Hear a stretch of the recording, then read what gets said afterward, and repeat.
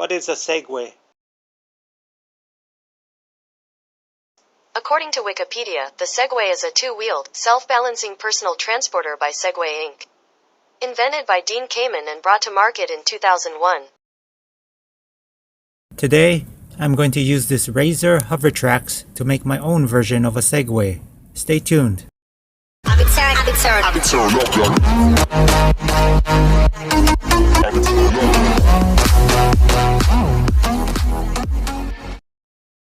The first thing I'll need is a rectangular piece of plywood to serve as my platform. The width of it needs to fit loosely between the hoverboard wheel wells. I'll leave about 1/4 inch space between the platform and the wheel wells on each side. The front to back measurement should be about 2 inches larger than my shoe. These are the footpad blocks that will rest on the hoverboard's footpads. They'll work in conjunction with the rocking motion of the hoverboard's footpad to control the speed and turning. Both blocks are mirror images of each other to match the left and right sides near the wheel wells. The hinges will attach the blocks to the platform and also provide the articulation needed for the block to control the hoverboard's footpad. The cut piece is a rectangle cut to a specific size based on the size of the platform. The width of the block should not extend past the width of the hoverboard footpad.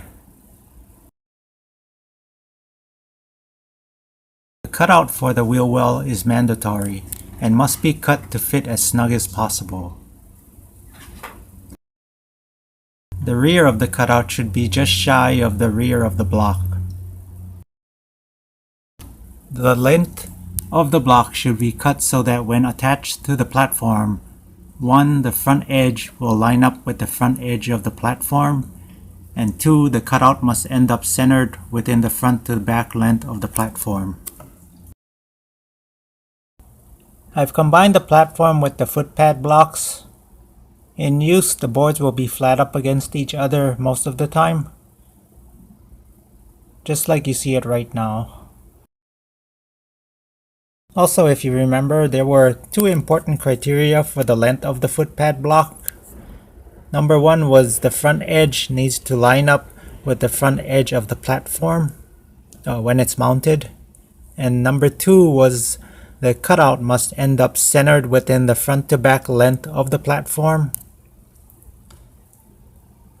Just to let you know, mine did not end up centered, but I'm going to continue like that and see what happens.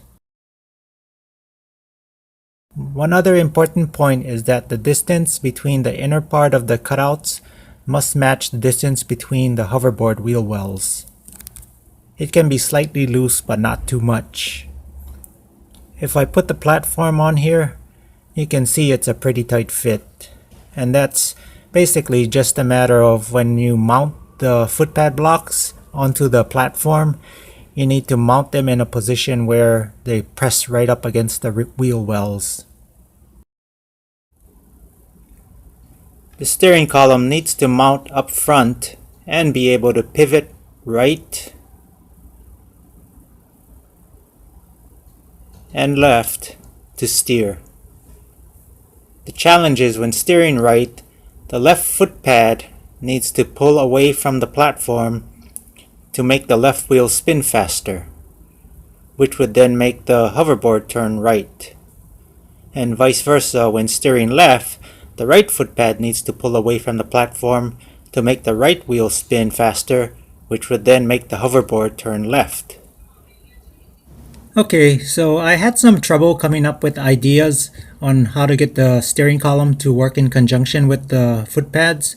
So what I had to do was get some of my son's Lego blocks, the Mindstorm blocks, and use that to build a mock-up of the platform and the footpads, and try and put a steering column on that with some kind of mechanism that will get the footpads to work correctly.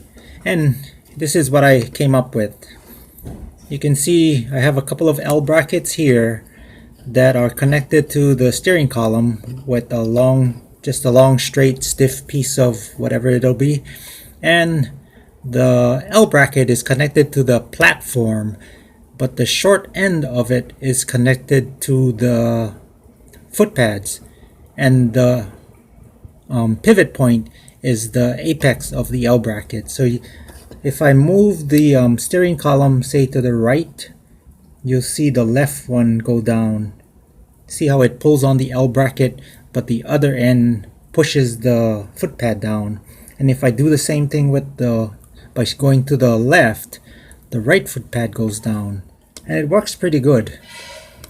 So what we have here are the parts needed to construct one side of the steering mechanism. And if you look at the platform, I've already done the left side of the steering mechanism. You can see where the L bracket on the platform is copied from the L bracket on the Lego mockup. Also, similar to pushing and pulling on the Lego mockup L bracket to move the footpad block up and down, I can also push and pull on the left side L bracket to move the wooden footpad block up and down. Now that the left side is completed, I'll go through a step-by-step process to show you how to do the same thing on the right side.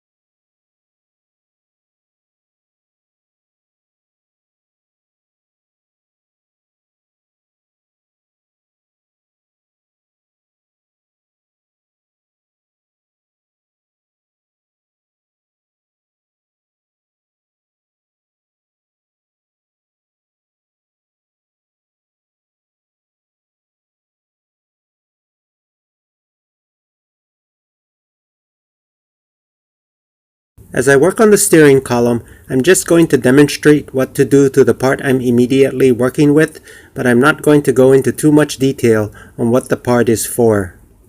In the end, when I put all the steering column pieces together, it'll all make sense.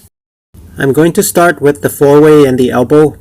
The four-way already has a short length of PVC attached, which will be used to attach the elbow later. The PVC will also serve as a guide to help you visually see what side I'm working on. I'm using a 5/8 inch Forstner bit to make these holes.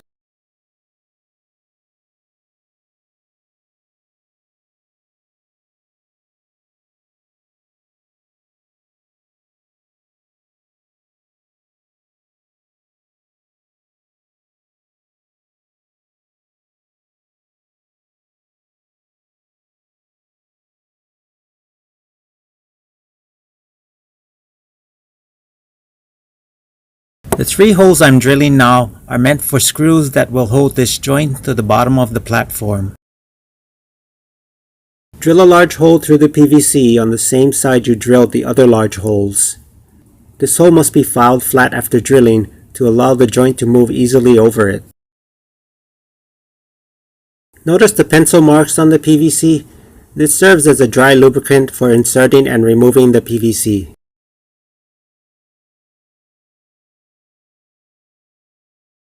Some additional pieces are a 28 inch length of PVC and a T-joint. Putting everything together is fairly simple.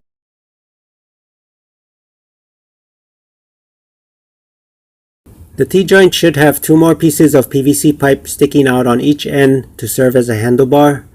I'm going to hold off on that for now since I haven't really figured out what kind of PVC handlebar I want. Instead, I'm going to use this scrap T-joint and screw a piece of wood to it to use as a handlebar. I've taken the steering column apart and will start mounting everything to the platform. I mark the holes on the bottom of the platform, center punch each mark, drill, and secure everything with the same number 10 3/4 inch sheet metal screws.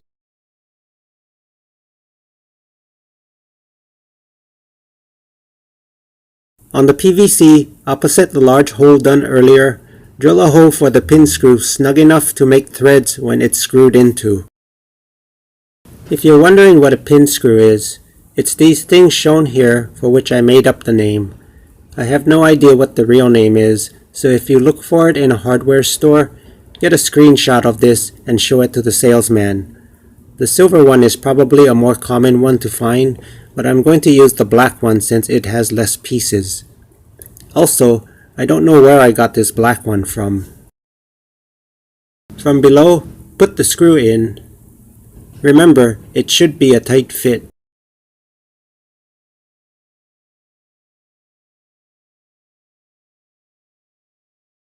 You're also going to need Loctite Red. You have to make sure this pin screw doesn't come loose from vibration. Put some Loctite on the screw before screwing in place the piece that will serve as the pin.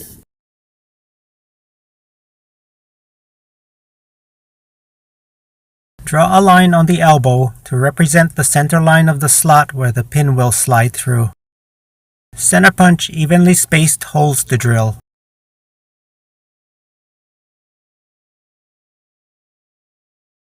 Then drill to the diameter of the pin.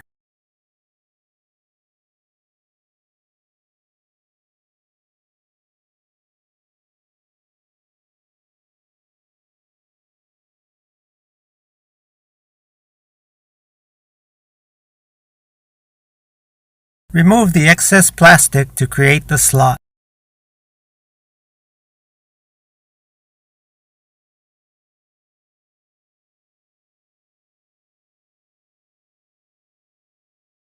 Then file smooth.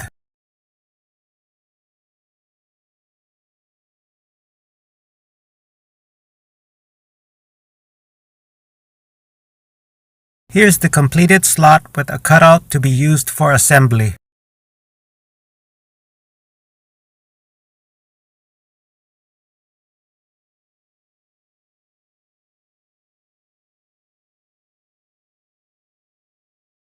Assembly is simple.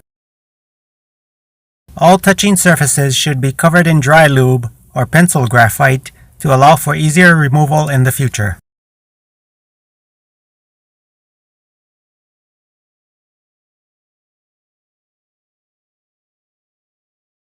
Joined PVC should be fully inserted into the joint, then screwed together using number 10 screws. No glue should be used.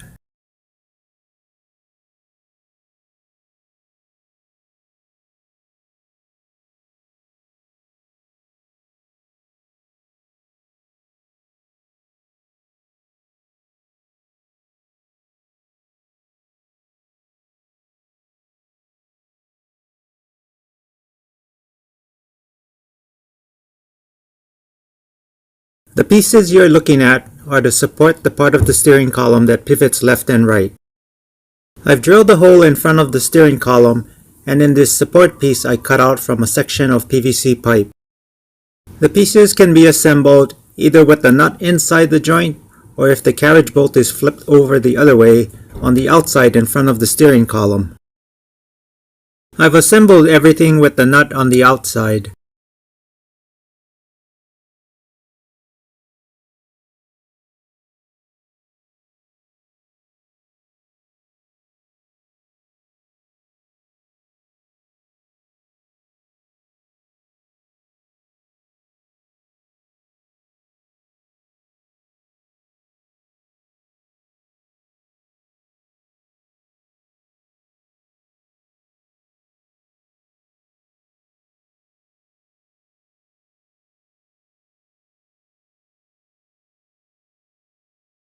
Also, after determining how tight to make the nut, I used Loctite to keep it in place.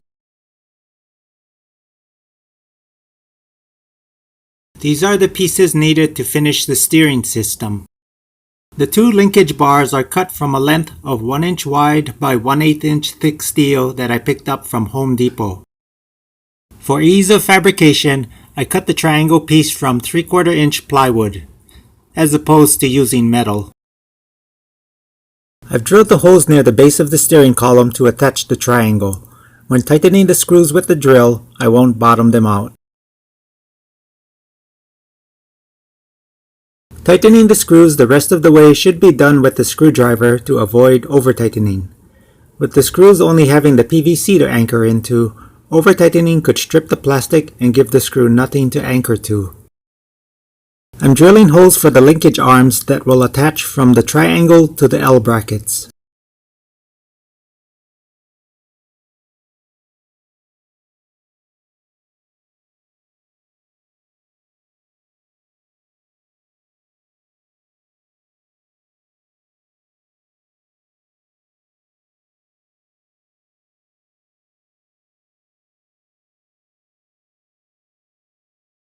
The screw holding the linkage arm must be loose enough so the linkage arm can move freely, but not so loose that the linkage arm rattles at the screw. Here are the parts connecting the steering linkage to the L bracket. Notice the flattened prong on the T-nuts. And this is how they go on. The two washers and the hex nut serve as spacers and are used as needed. The other steering linkage only needed the hex nut. This is the entire assembly. Our first test didn't go so well. As you can see, steering wasn't very precise. I did a temporary fix, but things were still not working like I wanted them to. It looks like it was going to be back to the drawing board. For one, steering required more tilt to the steering column than expected. My fix was to move the pivot bolt from its old location where the red arrow is pointing to the new location where the yellow arrow points. This added more range of motion to the L bracket, which in turn eliminated the amount needed by the steering column. And this is the new bolt pattern for the L bracket. There was an issue with the hoverboard foot pads where they are not even. Because the platform foot pads are even, it causes the hoverboard foot pads to react unevenly when they are made even by the platform. This was fixed by adding adjuster screws to the platform foot pads. Also, steering wasn't responsive enough. The The fix was to minimize the size of the hole in the strike plate.